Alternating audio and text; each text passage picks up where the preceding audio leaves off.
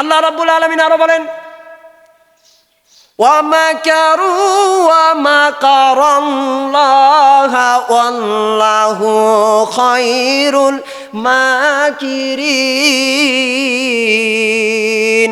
স্বয়ং মহিয়ান গরিয়ান রব্বুল আলামিন তিনি বলছেন, ওই সমস্ত বান্দারা তোমরা জেনে রাখো, তোমরা মনে করেছো যে যারা ওয়ামাকারু মাকারাল্লাহ, যারা মনে করে তোমাদের সাথে তারা ঠাট্টা করছে, তোমাদের সাথে তারা কৌশল করছে, হে বান্দারা তোমরা জেনে রাখো ওয়ামাকারাল্লাহ ওয়াল্লাহু খায়রুল মাকিরিন, আমি আল্লাহ রব্বুল আলামিন মূলতই তাদের সাথে মক্কর করছি, মূলতই তাদের সাথে উপহাস করছি। তারা জানে না, তারা মনে করছে মুসলমান জাতি তোরা কচটিয়ার আছিস, তোরাকে বম মেরে ধ্বংস করে দিব।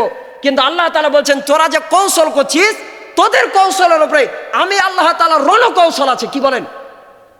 এই জন্য আল্লাহ তাআলা বলছেন, ওয়ামাকারু মাকারাল্লাহ আল্লাহু খায়রুল মাকিরিন। কত মক্কর করবি? মক্করকারীর উপরে বড় মক্করওয়ালিকে আল্লাহ রাব্বুল আলামিন। তাই যতই মক্কর করুক না কেন, মক্কর দিয়ে ফায়দা হবে না।